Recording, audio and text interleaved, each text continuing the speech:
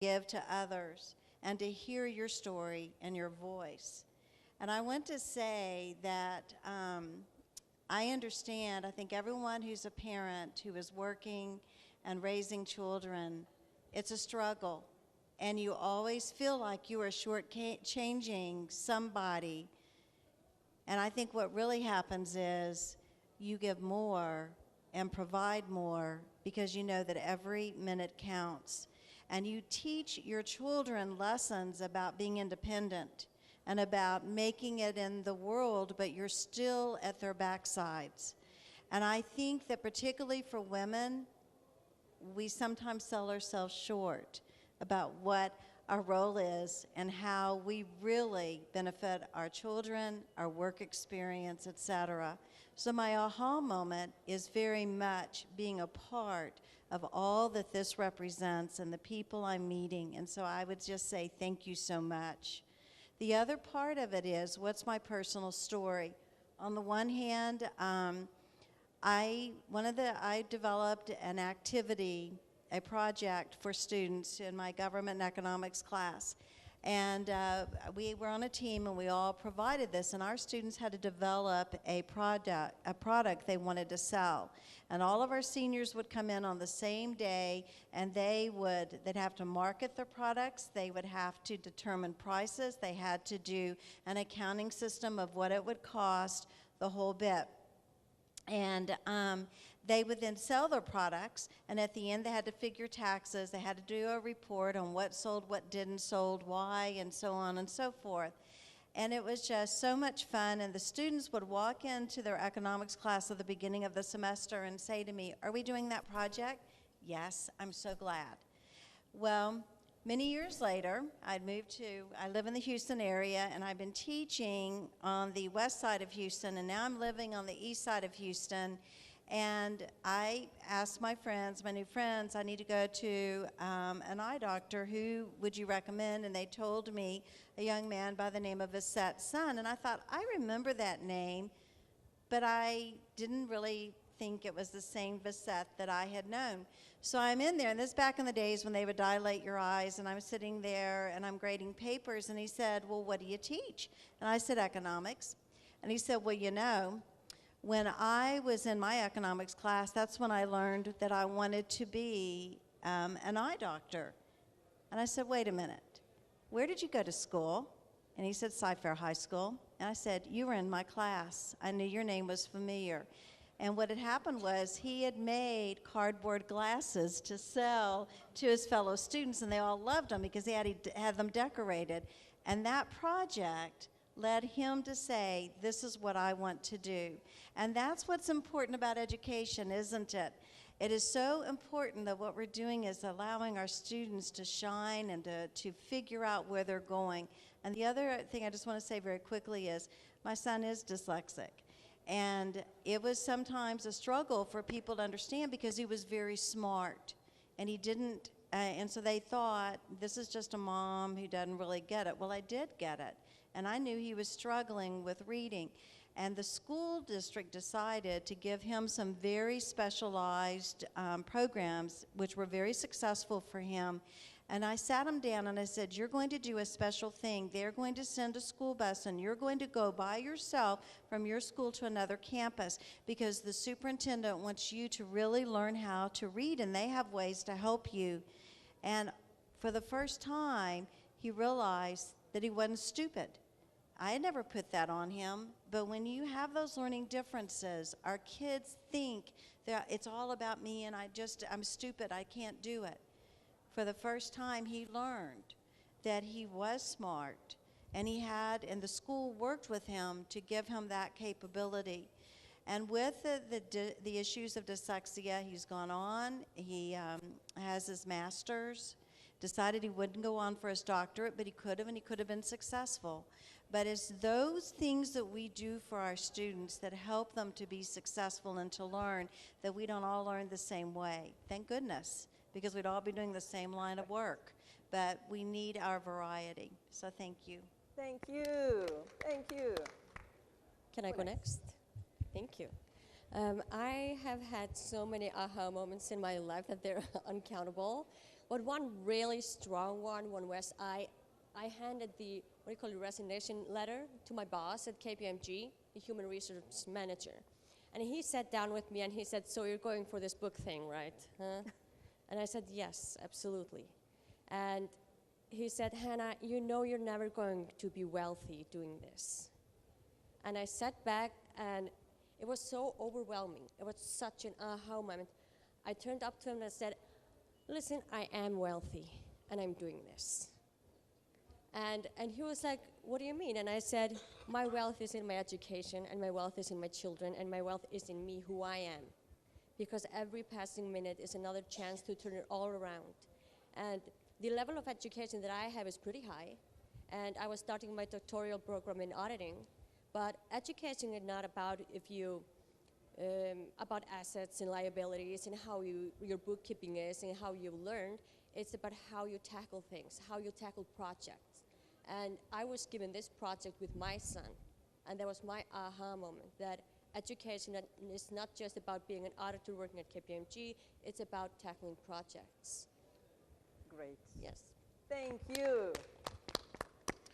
Well, my professional aha moment came when I had started this new position, and I felt very much like I was struggling. I didn't understand everything that was going on. I felt lost. I felt like I was a fraud. They were going to find me out. I was going to be fired.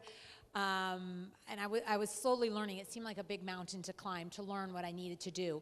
And I was telling one of my friends about this. You know, I feel like a fraud. They're gonna know. I said, this learning curve is so steep. And she said, well, isn't it supposed to be that way? She said, if you already knew everything about this job, why would you take it? It's not a challenge for you.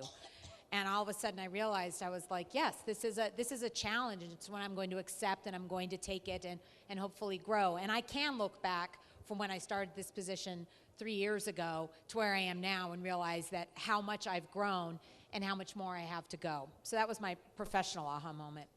My personal aha moment came, one of my personal aha moments came, it was in January. It was very cold outside. And I love fires. I have a fireplace, and I love building fires or having fires built and having a fire. My ex-husband had recently left. My sons and I left us very unexpectedly, and it was a very, very traumatizing experience, obviously, in our life. Pretty devastating. And he had always built the fires. And it was winter, and it was cold, and I thought, well, who's going to build the fire? He's not here anymore. And I thought, well, you know what? I'm going to build this fire. And I went over there, and I built that fire, and I got it going. And he came in to pick up the boys at some point as he was leaving, and he said, do you need some help with that? And it was very, very gratifying to turn to him and say, no, I have this. I can build my own fire. And from that point on, I've always built fires, and I love it. There you go. I can do this, too. Who next? Yeah, my professional aha moments. As I said, I'm a banker by profession. And I belong to a generation where my colleagues and I, women, we seem to be breaking the glass ceilings. You know, before us, there were not very many women in management in the banking field. And sometime quite early in my career, when I started getting my promotions, people started coming to me and saying, oh, ma'am, we are so inspired by you. Can we bring our daughter to meet you? And then it went on, and at the next stage, again, more people said, you know, can we bring our daughter to meet you? And more and more people started coming to meet me. And when I reached the final stage of my career, where I was at the top of my bank, one of the top women in my bank, I found a lot of women, both within the bank and outside, saying, we get inspired by you. So that was, I felt okay. I seem to have done something. On the personal front, my daughter, you know, she had done BSc in biotechnology, and she had become a graduate, and I was very happy for her. So she came to me at another place, Bangalore, where I was posted. And I said, you know, isn't it wonderful you've become a graduate? She said, yeah, it's good, but you know, Mama, I wanted to be a doctor. So I said, oh, I've gone wrong. You wanted to be a doctor. She said, yes, that was my passion. So I said, okay, I'll help you become a doctor. So she said, no, that's too late. You know, I've done 3 years and I'm a graduate now. I said, no, it's never too late for education. You have to do what you want to do. So I began helping her to, you know, in India, medicine is a very competitive field. You have to do so many entrances. So she did so many exams, competitive exams, with, you know, pushing from me. And she began to attempt all these exams. And one day she came to me and she said, you know, Mama, I'm going to Poland. I said, what for? She said, to do my medicine. I said, you can't go to Poland, that's too far away, and we don't know too much about the country. Let's see whether you pass in India the examinations. And I was very gratified that she passed the examination in India. Today she's a doctor, she's in England. She was at the top of her class right through her medicine. And I felt, okay, great. Here's someone I've helped in my family personally who to achieve her potential. Wow. Wow. It's a great moment to be here today and listen to you, ladies, because this is amazing. You are great. You are gorgeous. And it's such a fun for me to run this panel. Everybody who is going? To speak. Yes, just one more. My Wow. personal memorable moment, I'm working since 21 years. I'm working in an institution where my 3 daughters were there. I'm the only one mother who got privilege. All my 3 daughters were the head girls of the school. That was I think that was a memorable moment for me. Same level, all 3 daughters were toppers in the same school. When I was awarded that as a mother, that was the best moment in my personal life. And in my career, 20 years I was working as a teacher. That is what I asked, ma'am, why did you change your profession from banking to teaching? I was working as a teacher 20 years. When I got promotion, since 2 years I'm working as the school facilitator, but I feel to be a teacher. And I wanted to request my authorities to demote me again as a teacher. That day I felt very bad. In my profession, I regret changing my teaching life to a administrative section. That is my academic memorable moment for me. Thank you. Thank you, thank you, thank you. Everybody. Oh my goodness, it was great. Listen to you. So the next question. We are going to run the session the same way. Everybody is going to answer the same question, which is, great bosses, share some qualities. What are your thoughts? Name a quality you think every manager should try to cultivate in your way. Okay, I think that one quality that every manager should try to cultivate is to care about your employees. Caring about metrics, caring about results is great, but you need to go beyond that. You need to have personal conversations with your staff to show them that you really care. That really repositions your company once you start doing that, in my experience. Thank you. I would say holding, and I'm gonna bump it up to leaders, and I think leaders have to hold employees able. You have to hold them as capable, you have to hold them as accountable, and you have to hold them up rather than put them down. So I think when leaders begin to do that, you have employees who have a passion for doing what they do, and they will feel successful, and success breeds success. So that would be mine. Great. Easy for me, mindfulness, to both practice and incorporate mindfulness in your work every day. I think as a professional leader, you need to look inside yourself at what your strengths are and what your weaknesses are, and you hire people who can do your weaknesses.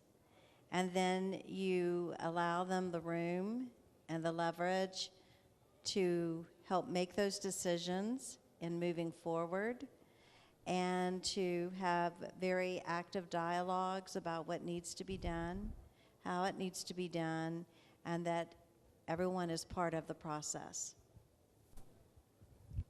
Being a professional leader, being a lady, I feel do the commitment for the family first, society, and the children. That is the best quality of a female organizer. I would say execution. I think that everybody has ideas, everybody can think strategically, people can come up with plans and ways to be innovative, but you really need to have follow through. You need to really be able to execute those ideas. And that starts from the top all the way down. The CEO may be the leader and maybe show the direction that he wants the organization to go, but he has to be able to enact execution. And execution is not, it's not micromanaging. It's empowering the people below you from the top all the way down to execute on what they're asked to do, on the vision of what the organization is. And so, again, I would say execution and making things actually happen is one of the key traits. I think knowing your team as individuals, knowing them as persons rather than, one whole faceless organization. I think that makes a difference, number one. And number two, keeping to your promises. You have to fulfill your promises, your commitments. Very good points to keep in mind. Thank you so much, ladies. And we go to another question. And the question is, many successful people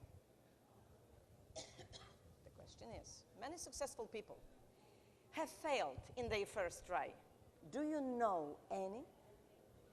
Who are some successful people, you can tell us, that failed on their first try? Failure? Well, for successful people who failed on their first try, there's so many. Henry Ford failed. Albert Einstein, a teacher said he was stupid. Thomas Edison, it took him 1,000 or so attempts to reinvent the light bulb. And then when a reporter said, "Oh, so you failed 1,000 times?" Einstein said, "No, the light bulb was an invention of 1,000 steps." Winston Churchill failed so many times. I mean, he joined Harrow at the bottom of his class, at the lowest rung.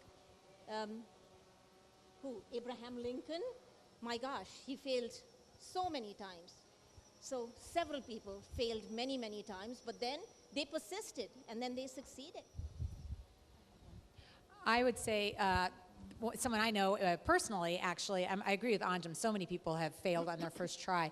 I have an uncle, and we can go back a little bit to our discussion earlier when we were talking about how do we as parents, how do we change the mindset within the family so that the students are doing what they want to do and not what the parents want them to do. And we have a perfect example in our family where I have an uncle. My grandfather was an admiral in the United States Navy and went to the United States Naval Academy. He was an extremely, extremely successful and really pushed his son to go to the U.S. Naval Academy and to follow in his footsteps. And my uncle absolutely hated it. And he failed out of the Naval Academy and went on dropped out and went to a different university where he studied and became a math teacher and had a very, very successful career as a math teacher, which is where his passion was. It was not in the military where his father was and where his father thought he should be. So again, going back to that earlier discussion, you really need to let your children succeed where they want to succeed, not where you as parents want them to go. Thank you. I would second Anjum and all the names and would add Bill Gates to it. Yes? So? The author of Tipping Point, one of the books, and I can't remember his name, but anyway, he's very successful. But one of the books he wrote, he talked about students going off to college and that a lot of times they think that they need to go to the really prestigious schools that are very, very hard to get into. and that's their best avenue. But what happens oftentimes with students who go that route, they find, as your daughter, Jennifer, found, they were all just as smart or smarter. And he tells a story of a young woman who chose to go ahead and forge forward, and she loved science more than anything else. We've talked about STEM several times here today. Loved science, and she knew she wanted to be in a science career. And she just struggled because she could not compete with the others, and she didn't get to move up that ladder as so many others were able to do. And she ended up not going the route of science. And so she has done fine with, it's more of a, helping profession, but she was very disappointed that she did this. And I think one of the best things that we can do in helping our students and their growth is, maybe it's not always the school that has the best reputation, where it would be so competitive that you might not find that you are quite as successful. You are, but it doesn't feel like it, doesn't seem like it, and there are a lot of issues that come with that. But maybe they need to, maybe it's going to a community college, maybe it is going to a college where they can excel and they'll still get a really good education, and that they will be able to better meet their potential. Thank you. I'll go for it. I can't really think of a person that hasn't gone through failure. I think that is actually more challenging to think of people who don't fail. And also, I don't actually think of failure as something negative, because it's usually something to enhance your work or do better. Everything is supposed to be the way it is. So, no, I can't think of anyone. Thank you. Thank you. Good point.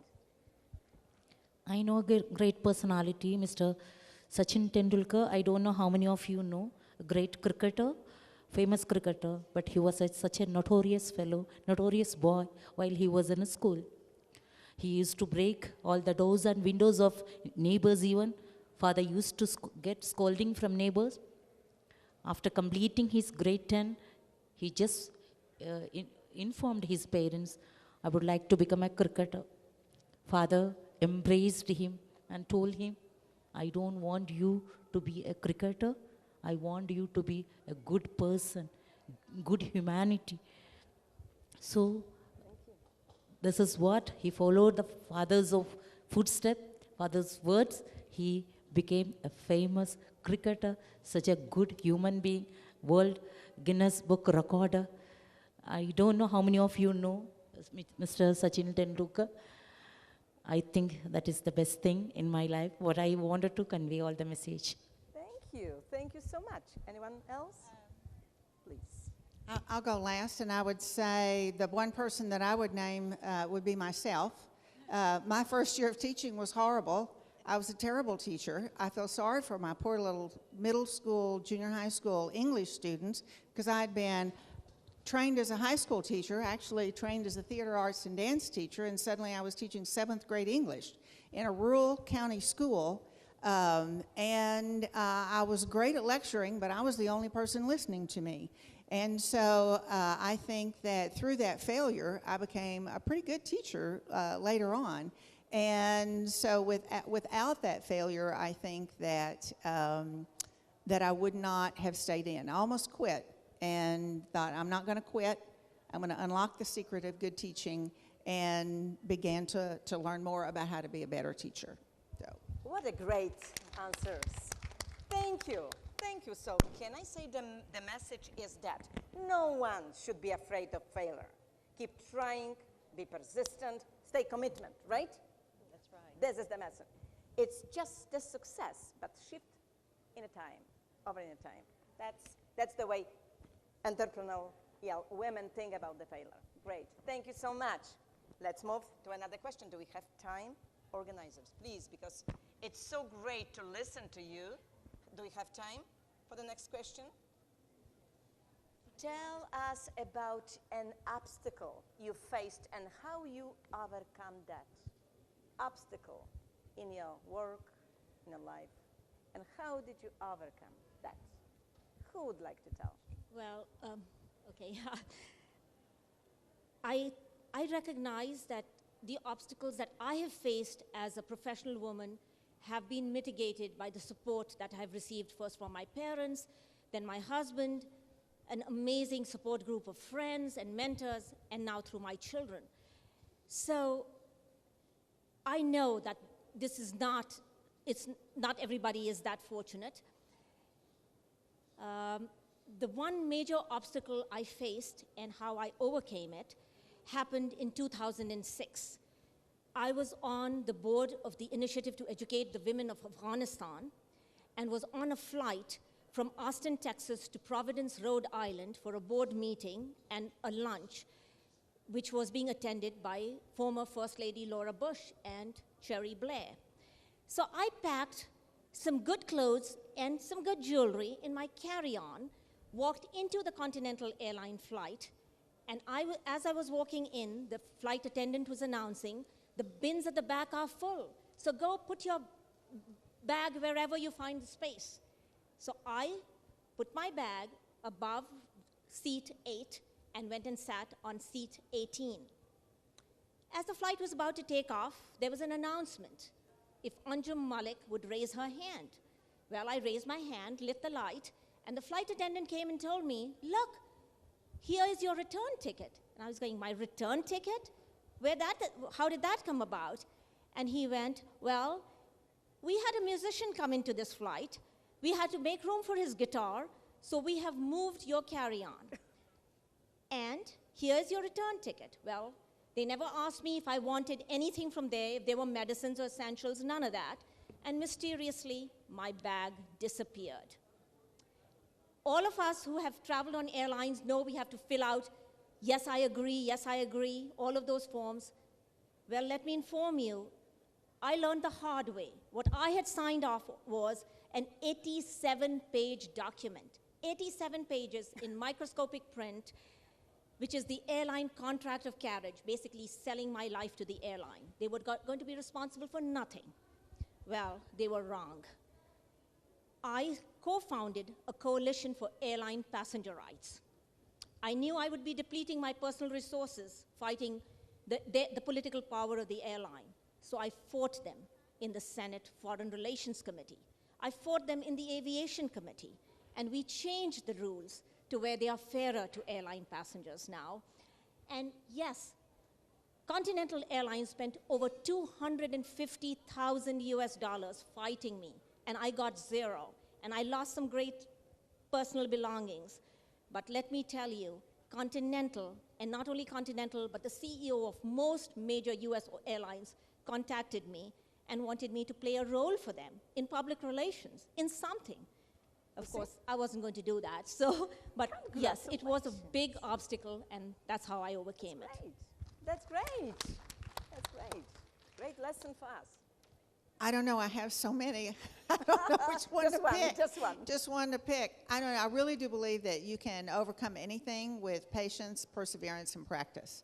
So I would say that, I'm going to go back to that first obstacle, that obstacle I just shared, that terrible first year of teaching that I had, when I knew that I had to learn to be a good teacher. That good teaching can be learned if you have the passion, if you're willing to practice those skills, and if you persevere. So I'm going to go back to that story I already shared, and that was a tremendous obstacle for me because I was away from home, I was on my own, I was in a different state. I knew I had to get a job, and they needed a teacher, and I said, I can do that. So so that would be the one I would share, that, and go back to patience, perseverance, and practice. Yeah, I'll go next. Sure. I'm always my biggest obstacle. Always. It's always a constant struggle in my head. You know, you can't do this. Yes, you can. No, you can't. No, yes, you can. So I would say that in every single thing, it's me. I mean, sometimes life is easy, but sometimes there's another route that you have to take. And so yes, in general, it's always me. Yeah, life shape shifts. Yeah. And your adaptability to different obstacles, that's the biggest key to being successful for me. Great. Thank you. I think one of my biggest obstacles, I don't know if it was really an obstacle, but it could have been, is that, to be honest, women still don't have the same rights the men do. It is still a struggle. And I was very fortunate in that I was raised by a mother who taught her 3 daughters, you have a voice, you need to use it. How you treat people is important and needs to be. You treat people humanely and nicely, but you have the right to go after whatever your dreams are. And I think there are many who don't quite get that message around the world, because there are still allocations of what we think are things for men to do and things for women to do. And I did go into a traditional field of teaching for women, still a very traditional field, but what I found was that I could use that voice to help propel students to go after their dreams and to achieve what they needed to achieve. When I ran for city council and I served in city council, so everyone thinks, well, that's great, you're female. I was the only female on the city council, which is not great. But the other part of it was we were to serve on committees. And I was never allowed for the first few years to serve on the Economic Development Committee, anything dealing with those things, because that was considered to be more a male role. And so, but it took a new person coming in who then began to put me on those kinds of committees. So the obstacle was that there was still, I taught economics. Why not have that role also to be a part of our economic development? So eventually that came to be. But we still do have a struggle. My obstacle was, I told you, I'm working in Saudi Arabia.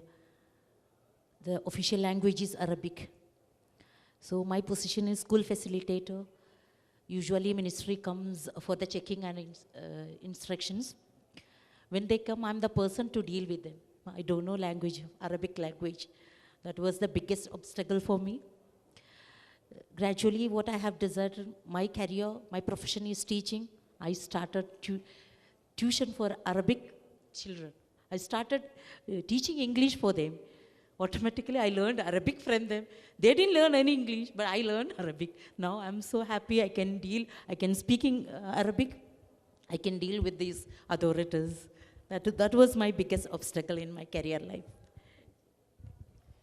Well, my biggest obstacle, the biggest life challenge and change I had was certainly, as I said before, when my ex-husband left us very unexpectedly. It was quite a devastating experience for my entire family. And what it really taught me was resilience and the power of resilience, and that I could make this through. And it also taught me to be a model for my sons, to how to handle this kind of devastating event in their lives, not only with resilience, but with grace and with class, and to learn to take the high road and to behave in a way that just because others around you are behaving poorly, that does not mean that you need to behave poorly, that you can rise above and be stronger for it. And I've told my sons time and again, that resilience, taking that high road has served me very, very well, and I hope it's remained a good model for them to live their life. As I said before, my obstacles were breaking the glass ceilings in my profession. I had to keep showing that a woman could do it. I was the first branch manager, the first regional manager, the first deputy general manager, the first general manager, the first chief general manager, and I had to keep saying, no, I can do it, as well as the men. Bravo. Thank you. You see, we have great answers. Yes.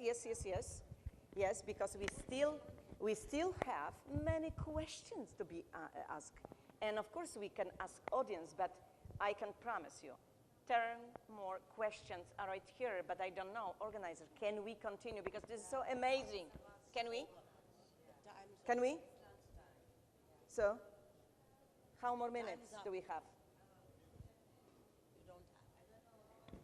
So tell us, so let's continue and because this is so amazing. I know that audience has a lot of questions. We still have many of them. Even. May I suggest let's break for lunch? Yeah. And can we continue? Can we do this? Because this is amazing. So thank you, ladies. I'm so privileged and honored and proud that I have you in this panel. And thank you so much. And let's continue after the lunch. Thank you so much.